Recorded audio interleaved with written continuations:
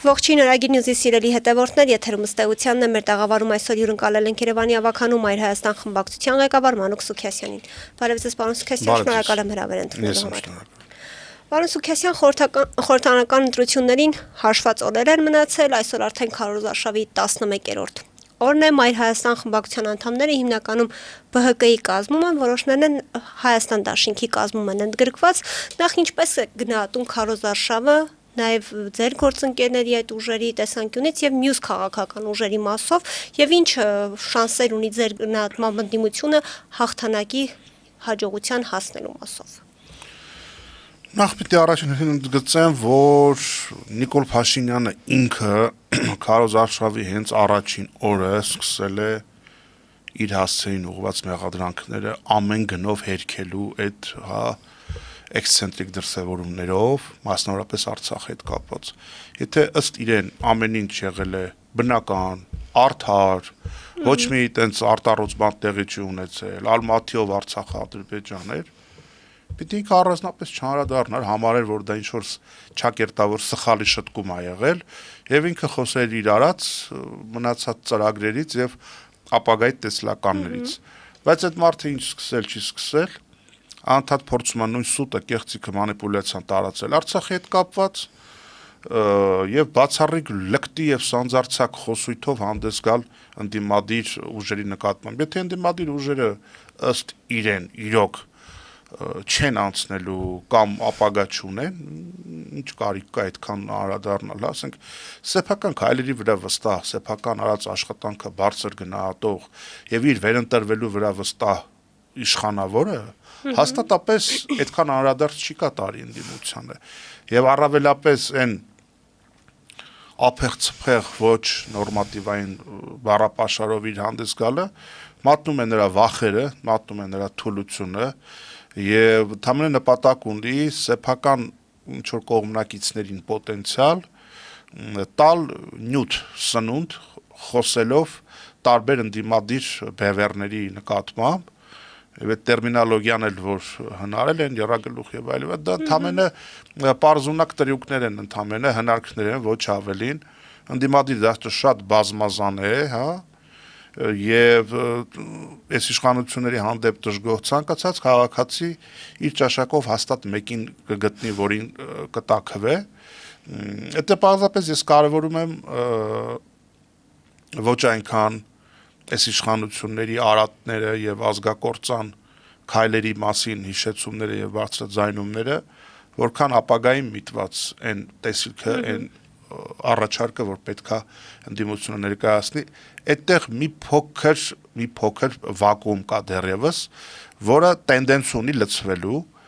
մասնավորապես մարդկանց հետաքրքրում է երկրի ապագան ինչպեսի պետքա լինի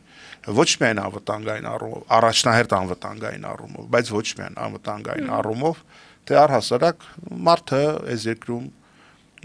ինչով պետք է զբաղվի որ սպիտակ դաշտում օրինապաշտ տարբերակով կարողանա ապահովել բարեկեցություն, իրավունքների պաշտպանություն, ինչպես նաև ծնելիության հնարավոր բոլոր նախադրյալները։ Դրանք են մեր ստրատեգիական խնդիրները, եթե ծնելիության գործակիցը ցածր է քո երկրում, կլինի արտաքին սատարմամբ իշխանություն, որ այսօր ունենք, թե ազգային շատ մեծ իղձերով իշխանություն, երկրի ապագան հայտնվում այդ պարագայում սպառնալիքի տակ։ Իսկ որպեսզի ծնելիությունը լինի պատշաճ մակարդակի վրա, այդտեղ շատ բազմակոմպոնենտ, պատկեր է պետք ունենալ, առաջին հերթին ինչպես նշեցի, անվտանգություն, նաև ապրուստ վաստակելու, հնարավորություն, որովհետև շարունակում է ամեն ինչը թանկանալ, օրերս հացը նորից թանկացել է։ Ֆինանսական բարեկեցության հնարավորություն, պետության կողմից սոցիալական երաշխիքներ եւ ապահովություն, եւ ամենակարևորը արդարության եւ արդարադատության շոշափելի, տեսիլք, առաջընթաց, կոնկրետ քայլեր։ Այդ այս կարևորում եմ անձամբ ես այդ երեք կարևոր ուղղությունները, որոնց վերաբերյալ քաղաքացիները հստակ մեսիջի կարիք ունեն եւ այդտեղ է որ ընդդիմադիր շատ տարբեր քաղաքական ուժեր գալիս են վակուումը լցնելու եւ նաեւ դրանից է որ իշխանությունը շատ լավ հասկանում է որ իր արբանյակներից որևիցե մեկը դու գոնե առ այս պահը անցողիկ շեմը չի հաղթահարում, կարելի ասել այդ մարդիկ չկան, հնարավոր արբանյակները իրենց չկան, նրանց խոսույթը առանձնապես չի տարբերվում Նիկոլ Փաշինյանի խոսույթից, այդ իրենց արբանյակները շարունակում են քննադատել ընդդիմությանը, բայց այդ պարագայում դա իրենց համար չի կարող լինել արկասաբեր, որովհետև Նիկոլից ավելի Նիկոլ լինելը շատ ավելի, այսպես ասենք, անհեռանկար գործ է։ Իշխանությունը շատ լավ հասկանում է, որ իր արբանյակներից որից է մեկը առ այս պահը չի անցնում, իրենց համար դժվար լուծելի խնդիր է վերարտադրվելը, եւ խնդիր են դրել իրենց առաջ նաեւ վախի մթնոլորտ ստեղծելով սպառնալիքներով տեղերում, հատկապես մարզերում մարդկանց հետևելով, վարչական ռեսուրսով իրենց հավաքներին հարկադրաբար տանելով եւ մի ելի եմ ասում մի աննախադեպ մի ամոթալի ղեկավարին ոչ հարիր բառապաշարով այս նյարդային այս էքսցենտրիկ պորտկումները խոսում են այն մասին, որ իշխանությունը վախեր ունի եւ այդտեղ ընդդիմության խնդիրն է ընդդիմադիր ընտրազանգվածին մոտիվացնել, որ մարդիկ գնան տեղամաս, կապիտալիզացնել, բայց նաեւ հաշվի առնելով, որ այս իշխանությունները իրենց զինանոցում կարող են ունենալ այլ լտրությունների չեղարկում, այլ արտակարգ դրություն, ինչ ասես կախված ձայների հաշվարկից եւ սոցիոլոգիական տվյալներից, պատրաստ լինել նաեւ հետընտրական զարգացումների, որովհետեւ անկախ Հայաստանի ընդդիմադիր գործունեության փորձը ցույց է տվել, որ երբևէ դասական պարլամենտական գործունեությամբ ընդդիմությունը չի մաշեցնում իշխանությանը եւ չի գալիս իշխանության զուտ միայն պարլամենտական գործունեությամբ եւ այդտեղ մեր ժողովուրդը մի քիչ էլ նաեւ այսպես իմպուլսիվ է, այսպես ոգևորված կարող են այս կամ այն ուժին ձայն տալ, հենց չի ստացվում ընտրություններով իշխանության գալը, միանգամից հիասթափվում են եւ փորձում են այլ դերակատարների գտնել, այսպիսի ցած տարբեր հոսանքներ կան եւ ես լիահույս եմ, որ հունիսի 8-ին մենք նոր իրավիճակ ենք ունենալու հանրապետությունում։ Եթե Նիկոլ Փաշինյանը հեռանա իշխանությունից, ընդդիմությանը հաջողվի, ձեր կարծիքով խաղաղ կհեռանա ինքը, այդպես իշխանությունը կհանձնի ընդդիմությանը ու կհեռանա։ Եթե արձանագրվում է ընդդիմության հաղթանակ եւ քաղաքացիական պայմանագրի նվազ ձայներ, ուրիշ ինչ պիտի անի ինքը։ Իսկ եթե փորձի գնալ արկածախնդրության, ես լիահույս եմ, որ այդ գեներացված մթնոլորտը իրեն թույլ չի տալու ուղղակի, որպեսզի ինքը գնա օրենքը շրջանցելու կամ կամայական կերպով ընտրությունների արդյունքները վերանայելու ինչ որ բախտախնդիր քայլերի։ Եվ այդտեղ է, որ ընդդիմությունը անկախ արդեն թե ով որ քաղաքական բլոկում է, որ ցուցակում է, որ թիմում է, պետք է լինի միահամուռ, որպեսզի ընդդիմության միասնական հաղթանակը ստանա պաշտոնական արձանագրում եւ տեղի ունենա սահմանադրական եղանակով իշխանափոխություն։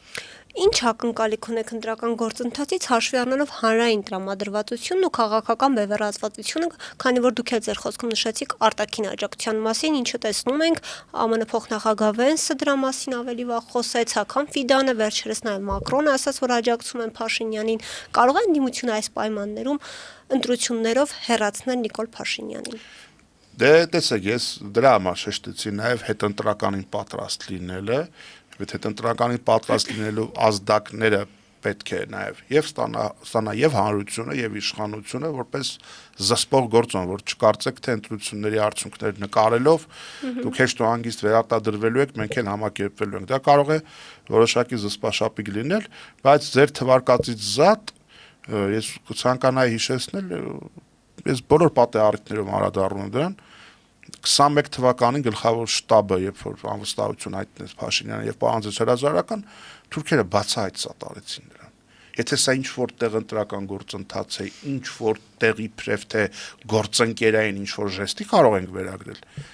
Այն ժամանակ բացահայտ սատարում հայտնեցին Փաշինյանը ընդհուպ միջև սպառնալով Հայաստան զորք մտցնել եւ այդ նոտան ուղարկել են ոչ միայն այստեղ, այլ նաեւ Մոսկվա։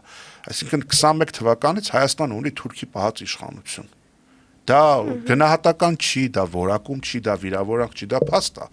Դա պատմական փաստ է, իհարկե պատմական այս պարագայում ճակերտների մեջ, որովհետեւ դա ամոթի խարան է մեր ճակատին, որ Հայաստանի իշխանությունը երբևէ կարողացել է իր դիրքերը պահել թուրքերի նաև միջամտության արդյունքում։ Այս ամենը նորություն չէ, ավելին, բացի այդ արտաքին սատարումից իշխանությունները իրենք են հայտարարում, որ կան հողատարածքներ ադրբեջանական, որ դեռևս գտնվում են մեր վերահսկողության տակ, եւ իրենք պատրաստվում են հանձնել։ Այսինքն սրանից ավելի բացահայտ մեսիջ հասարակությանը, որ այդ տալու ցիկլը շարունակվելու է, ես չեմ պատկերացնում։ Էլ ինչ պետք է անեն այս իշխանությունները, որպեսզի մեր հասարակությունը շատ adekvat նայ այդ ամեն ինչին, եւ հատկապես անգամ իսկ նրանք, ովքեր տարիներ շարունակ հավատ են ընծայել Փաշինյանին։ Այստեղ որոշակի բարդույթ եմ ես տեսնում, որոշակի չեն ուզում ընդունել, որ այն ում իրենք հավատացել են, իրականում այն չէ, ինչ որ իրենք կուզենային լինել։ Բարդույթավորվել է հասարակության մի հատված եւ չի ուզում այդուհանդերձ ընդունի եւ այդտեղ որ ընդդիմությունը պետք է շատ մաքսիմալ անկեղծ խոսակցություն տանի հասարակության հետ, նաեւ այդ մարդկանց համար դուռը բաց թողնի եւ համարի, որ եթե իրենք հիասթափված լինելով այդուհանդերձ հաղթահարեն այդ իրենց բարդույթը եւ փորձեն ավելի ընդդիմության դռները բաց են լինելու եւ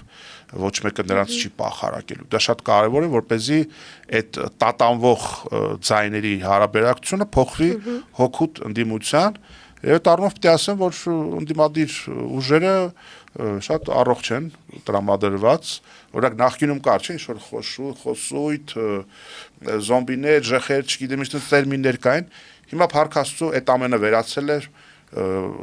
շատ սթափ եւ սառը վերլուծելով հասկանալի է դարձել են դարձել Փաշինյանի դարմամբ։ Դե տեսեք, դա ընդամենը էլի դրվագներ են, որ իշխանությունը փորձում է սոսկ մանիպուլացնել, շահարկել, մարդկանց մոտ էմոցիա գեներացնել, բայց էլ եմ ասում, իրենք բացահայտ հայտարարում են, որ էլի են հողեր տալու, էլի են զիջելու եւ այդտեղ է, որ հասարակությունը պետք է առերեսվի իրականության հետ եւ պատասխանատու ընտրություն կատարի եւ չսպասի ինչ որ փրկիչների, ինչ որ հրաշքը եւ փրկությունը ընդլինելու է ընտրատեղամասում յուրաքանչյուրի քվեից կախված։ Պարոն Սուքիասյան, այնուամենայնիվ տեսնում ենք, որ ընդդիմադիր դաշտում կա լարվածություն։ Ձեր գնահատմամբ որն է ընդդիմության գլխավոր խնդիրը՝ միասնականության պակասը, ռեսուրսները, թե հանրային վստահության հարցը։ Տեսեք, դուք նախորդ հարցադրման մեջ շատ դիպուկ ֆիքսեցիք այդ արտաքին գործոնը, եւ այդտեղ է որ ակնհայտ է դառնում, որ Հայաստանի ընդդիմությունը այս պայն պայքարում է ոչ այնքան եւ ոչ միայն գործող իշխանության դեմ, այլ մի աշխարհքաղաքական ինչ որ կոնգլոմերատի դեմ, որի պարագայում պայքարը շատ իրավազոր չէ, իրավահավասար չէ։ Այստեղ դու ոչ թե ներպետական պայքար ես մղում, այլ կարելի ասել աշխարհքաղաքական պայքար ես մղում, որտեղ իշխանությունները ունեն ակնհայտ հովանավորներ, նրանց կատարած քայլերից արտաքին շահառուներ, եւ դու պետք է նաեւ հաղթահարես այդ բարիերը, եւ այդտեղ է, որ ընդդիմությունը շատ ավելի ծանր անելիք ունի, քան սոսկ դասական քաղաքական պայքարը, ըստ իս նաեւ որոշակի պահանջարկ կա խոսել սոցիալական խնդիրների մասին, ոչ թե սոցիալական նկատի ունեն, ոչ թե պարզապես, ասենք, չգիտեմ, հացը թանկացել է կամ ինչն է մարդկանց համար դարձել դժվար, այլ էլեմենտար արդարության մասին է խոսք, արդարություն, գիծ արդարադատություն։ Այդ տեսիլքը մարդիկ պետք է զգան, որ հետնիկոլյան Հայաստանում արդարադատությունը իրոք լինելու է արդարադատություն, իշխանությունը չի հանդուրժելու չինովնիկի լկտիություն, ընտրությունները լինելու են արդար, հա, վերադարձ նախկին այդ փող բաժանելու բարքերին չի լինելու։ Այդտեղ ես ունեմ իմ սեփական տեսակետը, որ մարդկանց պետք է այդտեղ հավաստիացնել, որ ոչ միայն չկա ցանկություն, այլ նաև եթե ցանկություն էլ լինի, այս սմարթֆոնային, ինտերնետային դարաշրջանում, ինֆորմացիայի արագ հոսքի դարաշրջանում, որ շատ մեծ ցանկություն էլ լինի գործնական ու անհնար է լինելու նախկին բարքերով երկիրը կառավարել։ То есть մեր ներքին, մեր խոհանոցի, մեզ վերաբերող հարցերի վերաբերյալ ընդդիմությունը հարկե որ շատ ավելի շատ ու բաց ու անկեղծ խոսի հասարակության հետ։ Իսկ այս իշխանությունների վերաբերյալ կարելի է ժամերով, օրերով թվարկել սրանց արատները, հողի կորուստ, մարդկանց կորուստ, չգիտեմ, ինչև աբսուրդը հասել է նրան, որ մենք ունենք մի իշխանություն, մի վարչապետ, որը ազգային անվտանգության ծառայությանը հանձնարարել է սատանա բռնել, ասենք ինչի մասին է խոսքը, ասենք լրագրող Նիկոլ Փաշինյանի իշխանության ժամանակ լրագրող Մհեր Եղազարյանը բանտում հացադուլից մահացավ։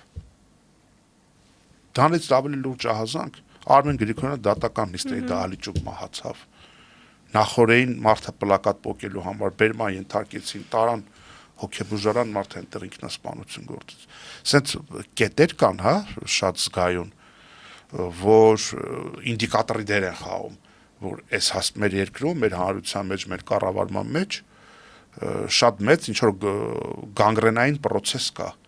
Այս հասարակություն, այս իշխանությունը ինչ լոզունգներով որ եկել է, ինչի դեմ որ պայքարելով եկել են, իրենց մոտ լրիվ բանն է, հա, դրա խորացված տարբերակն է։ Ինչի դեմ պայքարելով եկել են, դրա խորացվածն է, ինչը դատապարտելով եկել են, դրա խորացված տեսակն է, ինչը պիտի անեին, հիմա ընդհանրապես զբաղված են, տեսեք, ես ինչ մանկապարտեզի պատերը գունավոր ներկել են եւ այլն, ախր այդ թիվը որ ասում են, չգիտեմ, 300 դպրոց, 500 մանկապարտեզ, այդ թիվն էլ չեն ապահովել։ Կամ չգիտեմ, տեսեք ինչ որ ասֆալտ, ես հասկանում եմ մարզերում բնակվող մարդկանց, ովքեր տարիներ շարունակ միգուցե այդ ամեն ինչը պահանջակ կարիք ունեցել են, բայց այդտեղ է որ ցանկացած մեկը էլեմենտար վերլուծություն, եթե ունեմ մնալ, եթե դու պետական պարտքը 8 միլիարդով ավելացրել ես, շատ կներես ով էլ լինել այդտեղ, ոնց է չներ այդքան դպրոց կամ մի բան էլ ավելի որակյալ ասֆալտ միգուցե լիներ։ Եվ ամենակարևոր բլեֆը 18-19 թվականներին Նիկոլ Փաշինյանը ասում էր 2.5 միլիարդ դոլարի թալան են վերադարձնելու, բանակը վերազինեմ։ Թալանը չվերադարձել, բանակը չվերազինեց, պատերազմը պարտվեցինք, ասում են, բայց 8 միլիարդ պարտքը որտեղից է, ասում է դե էդ էլ բան են կարել, զենք են կարել շատ եւ միանգամից։ Դու հիմա արծ, բա դու թալան վերադարձնելով չէիր։ Դե մայիսի 28-ին զորահանդեսով ասում է թալանը վերադարձնելով չէիր բանակը վերազինելու։ Է պարտքով ով էլ լստեր պարտքով կարար էլի զենքարներ, ինչ մի առանձնահատուկ բան կա դրանում։ Իսկ վերաբերում է մայիսի 28-ին հիմա այս եվրոպական համաժողովը, այս միմյանց հաջորդող այս համերգային մթնոլորտները, այլ այդ շքահանդեսը մյուսը, չէ, խրախճակ ժանտախտի պայն ինչ որ մի հատ այդպես պատկեր է ստացվում։ Քավլից տոները պետք է նշվեն։ Բայց երբ որ շեշտը դրվում է նրա վրա, որ մարդիկ ձեր ինքնապահպանման բնազդը անջատեք, ձեր ազգային արժանապատվությունը անջատեք, ապագայի ձեր մտավախությունները դրեք մի կողմ, ձեզ ներշնչեք, որ ամեն ինչ լավ է, կերեք, խմեք, քեֆ արեք, այն քաղաքացու տոնն էլ մոռացա։ Այդտեղ դու հասկանում ես, որ սա օփիումի նման ինչ-որ մի բան է, որ զանգվածային խրախճանքի առիթներ են ստեղծում, որ մարդկանց մոտ տպավորություն ստեղծի, որ ամեն ինչ հրաշալի է, ոչ մի լուրջ խնդիր չկա մեր առաջ կանգնած։ Եվ այս իրենց այդ բազմիցս տարփողած խաղաղությունը դա բաժակաճառ չի, որ սենց, հա, բաժակը չխկացնես ու խմես, ասես ինչ լավ է խաղաղությունը։ Խաղաղությունը դա ուժերի բալանս է, դա երաշխիքային համակարգ է, դա ռազմական հարաբերակցություն է, հա։ Դա եթե դա ընդհանրապես կախված է Ալիևի բարեհաճությունից այդ խաղաղությունը, հիմա հարգելի հայրենակիցներ, ձեզ համար ինչ տարբերություն,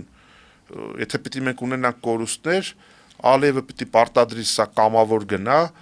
կամ էլ ասենք, չգիտեմ, ռազմական գործողությունների սպառնալիքով կամ որոշակի սահմանային միջադեպերով, սենց թե ասիկն իբրև թե որ այդ միջադեպեր չի լինում, բախում չի լինում եւ ամեն ինչ մնում է նույնը, չէ։ Սրանք ուղղակի տալիս են, ցանկացած բան պատրաստ են տալ իրենց արտաքին գործընկերներին եւ այստեղ մեր ընտրություններին մասնակցում է քաղաքացիական պայմանագիր Յենի Ադրբեջան կոալիցիան։ Սա կոալիցիոն մասնակցություն է իշխանության կողմից, այնպես որ քաղաքացիները պիտի հստակ գիտակցեն, որ եւ այդ ադրբեջանցիների վերադարձի օրակարգը եւ տարածքների հանձնումը ընդհանրապես այս նախընտրական փուլում Ալիևը մի փոքր նահանջել է, եթե Աստված մի արա այս մղձավանջը շարունակվի եւ այս իշխանությունները վերարտադրվեն, շատ ավելի լայն թափով շարունակվելու է եւ մենք ամեն օր արձանագրելու ենք հերթական կորուստը եւ զիջումը, ինչ թե մի որևիցե պատեհապաշտ ինչ որ մի հատ էքսցենտրիկ մեկը եկիր է հասցրել այն վիճակին, որ իր համար վերընտրվել այլևս ազատության, անվտանգության համարժեք խնդիր է։ Ինքը հասկանում է, որ ինքը չի ստեղծել մի վիճակ, որ կարող է չընտրվել եւ գնալ իրենց տուն։ Այդ վախերը իրեն դրթում են գնալ անգամ իսկ շատ հակազգային, ապազգային, ապապետական քայլերի, միայն թե ինքը ամեն կերպ մնա այդ կաբինետում։ Այնպես որ մենք սոսկ իշխանության ձևավորման խնդիր չենք լուծում, մենք լուծում ենք երրորդ հանրապետության մեր իմացած, պատկերացումներով, սիմվոլիկաներից սկսած մինչև տարածք։ Մեր հանրապետության լինելիության խնդիրն է լուծվում այս ընտրություններով։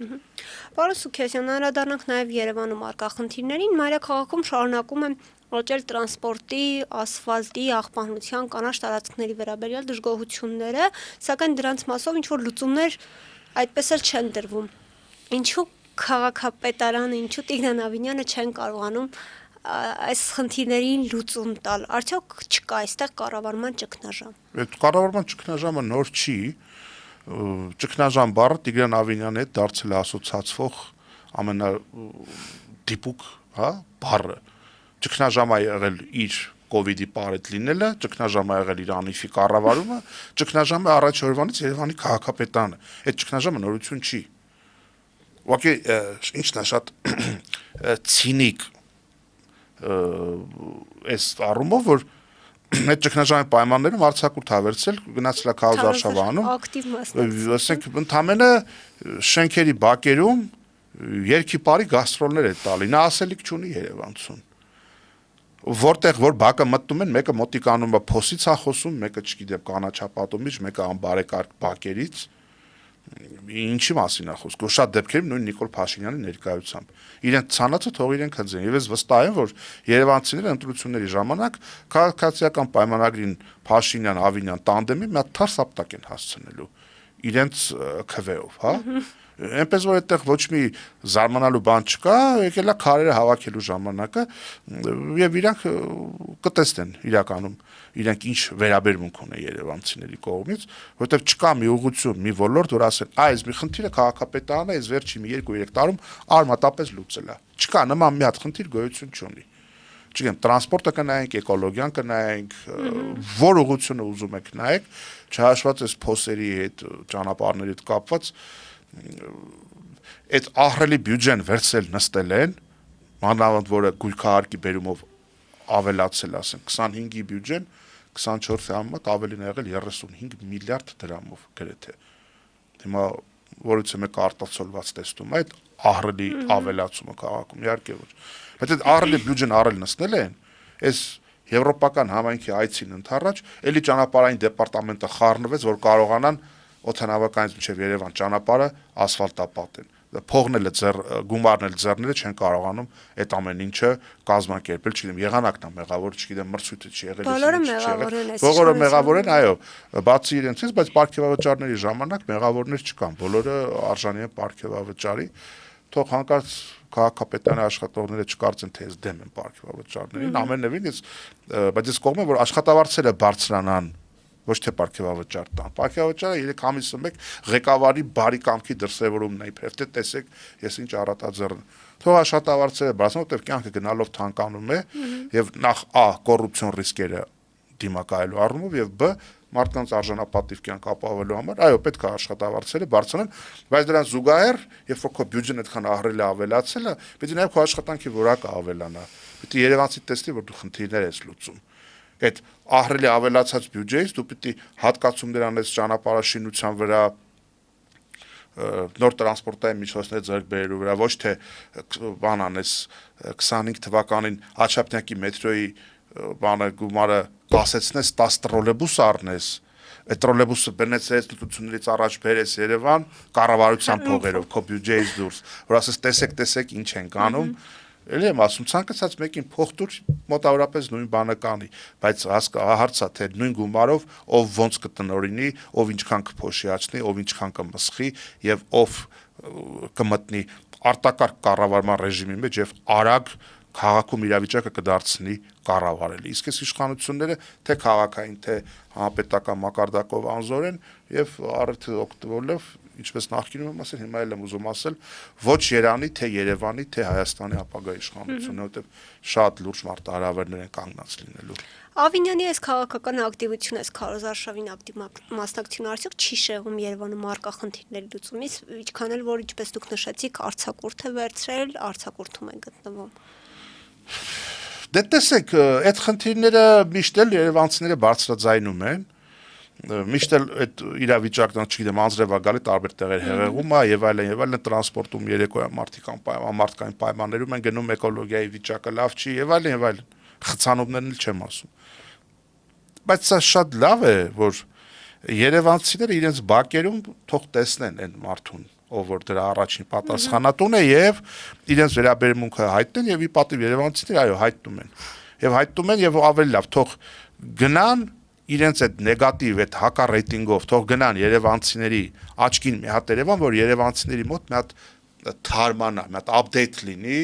իրենց վերաբերմունքը մերժողական այս իշխանությունների հանդեպ։ Նույն Ավինյանը իրականում օգտակար է ընդդիմությանը այս պարագայում,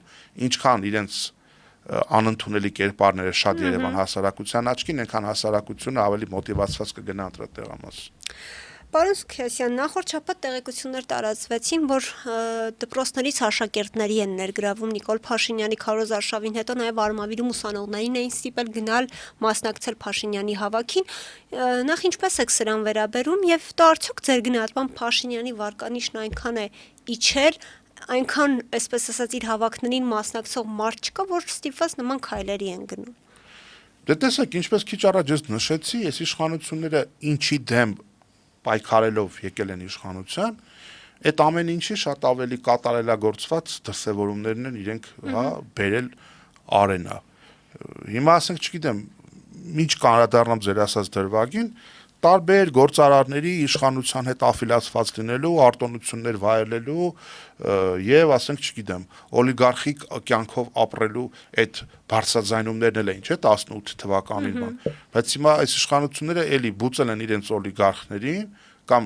օլիգարխներ, ովքեր նախկին իշխանությունների օրոքել են եղել իշխանամետ, հիմա էլ այս իշխանության կողքին էլի հարկային արտոնություններ, եսի մինչեր, այսինքն այդ նույն բանը կա այդտեղ։ Ինչ վերաբերում է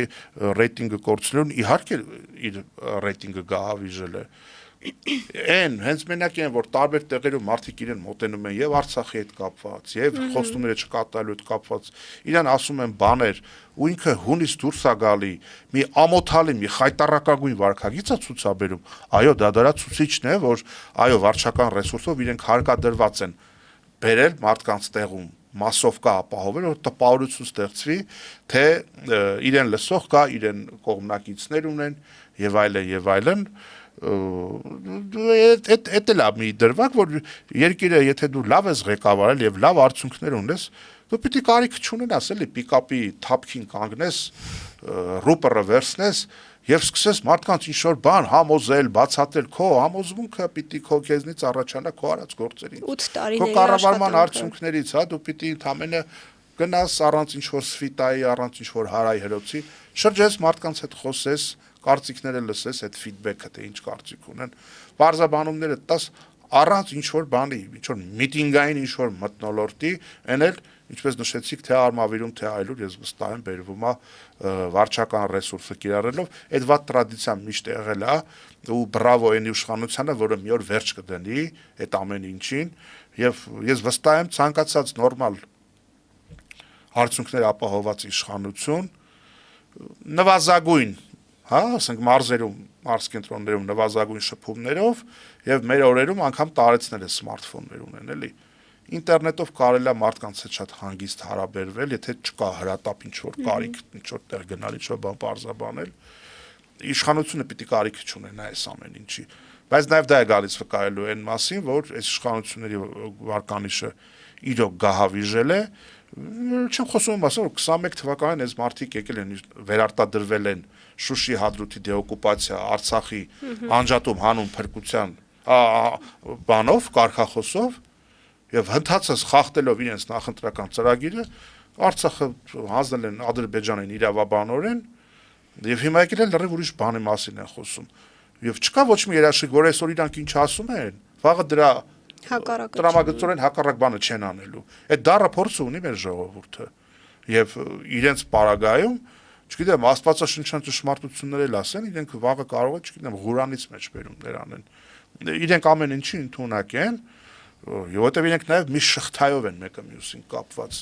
Նիկոլ Փաշինյանը այնպես է, որ բոլորը իր հետ կիսել այդ պատասխանատվությունը։ Եվ նրանք շատ լավ գիտակցելով, որ իրենք այլևս մի թելով կապված են միմյանց, ցինիզմի, լկտիության, անպատասխանատու խոսալու, ստի ու կեղծիքի մրցավազք հա, թե իրանց մեջ ով ավելի լկտիկ խոսա անդիմության հասցեին, ով ավելի հասարակությանը ատելություն կներարկի այլակացության նկատմամբ։ Դե արցախցիների վերաբերյալ դա ես ուղղակի չգիտեմ ինչ բառերով այդ թեմայով խոսամ, նման ամոթ, նման եղկելի ու նողկալի